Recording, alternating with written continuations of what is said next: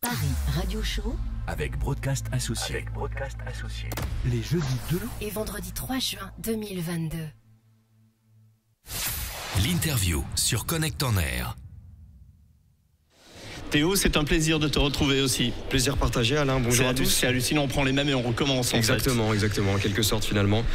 On est aujourd'hui avec Olivier Valin. Olivier Valin, vous êtes le créateur et CEO de Ace Media Tools. Bonjour. Arnaud est mon prénom. Oh, alors on m'a donné de mauvaises infos. Alors là, c'est extraordinaire. Comment aussi bien commencer une interview que je viens de le faire. C'est pas grave. Il n'y a pas de souci. Olivier, c'est pas votre deuxième prénom? Non plus. Vérifiez bien quand même. Oui.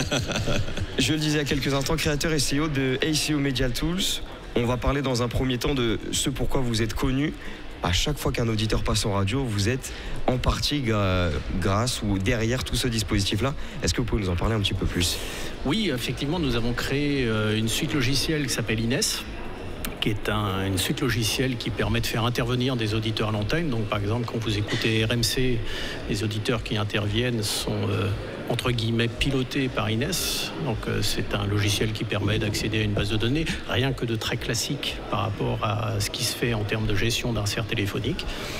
Et puis, on a développé cette concrètement, l'auditeur appelle le standard RMC. C'est ça.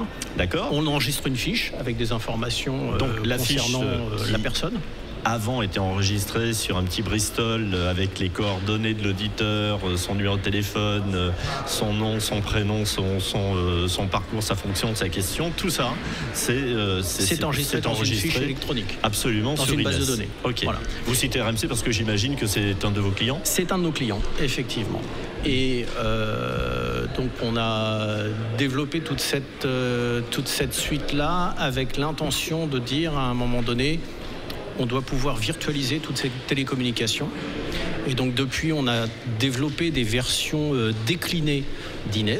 La première qui s'appelle Ines RTC, qui permet de gérer des duplex vidéo en web RTC. Donc en gros, c'est une espèce de Teams, mais broadcast, qui permet de gérer les communications en broadcast en web RTC.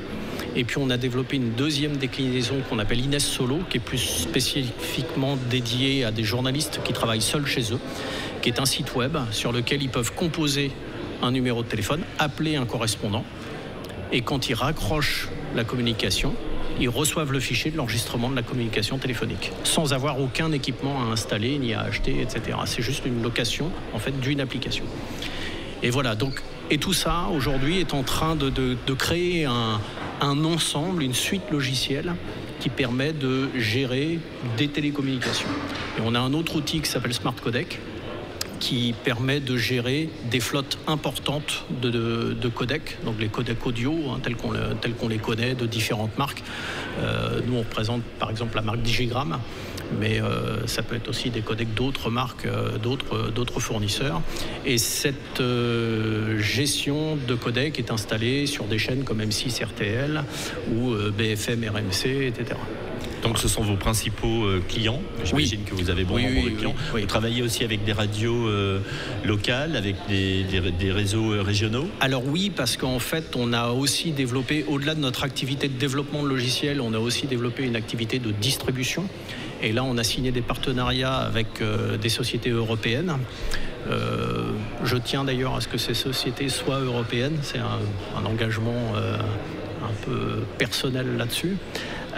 Donc là, on a développé un partenariat avec la société Lavo, qui est un des plus grands fournisseurs d'équipements audio aujourd'hui, en termes de consoles, en termes d'équipements de routage. Et puis, on a développé un partenariat avec le logiciel Music Master et leur grosse antenne de Berlin. On a développé un partenariat avec Dynaudio, la marque de monitoring de studio, et avec la société Dancitron IDS, qui nous permet de faire des affichages un peu spéciaux sur des écrans tactiles à haute résistance. Voilà. Par exemple, Dancitron, pour vous donner un exemple, est la marque qui équipe de nombreux écrans dans les automobiles. Aujourd'hui, les écrans tactiles qui équipent aujourd'hui les automobiles sont souvent fournis par des providers comme Dancitron.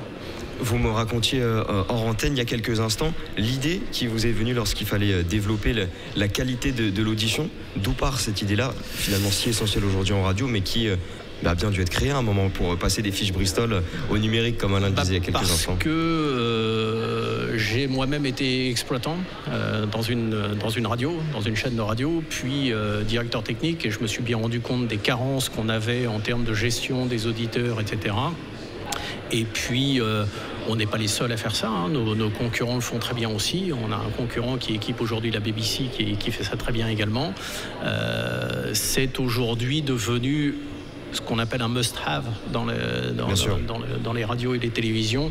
On ne peut plus aujourd'hui continuer de travailler avec la fiche papier. C'est fini.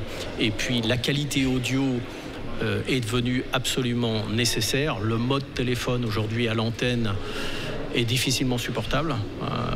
On l'apprécie de moins en moins et on apprécie d'avoir une qualité audio de diffusion lorsqu'on a un auditeur, un correspondant à l'antenne qui soit suffisante pour que ça soit agréable à écouter. Bien sûr. Vous nous parliez il y a quelques instants de ce logiciel de gestion de télécommunications initialement. Il y a eu ce partenariat avec Lavo. Vous, finalement, à long terme, l'objectif c'est de proposer un portfolio finalement le plus large possible de la qualité de l'audition à la distribution de l'équipement également. Oui, c'est ça. C'est-à-dire que la vocation de Ace aujourd'hui, qui est au départ une société qui développe ses propres logiciels, c'est de être en mesure de fournir à une radio et une télévision qui vient nous voir un portfolio suffisant pour répondre à la quasi-intégralité des questions qui nous sont posées. Voilà, c'est un peu le projet, et d'être en mesure d'interconnecter des solutions que nous fournissons pour pouvoir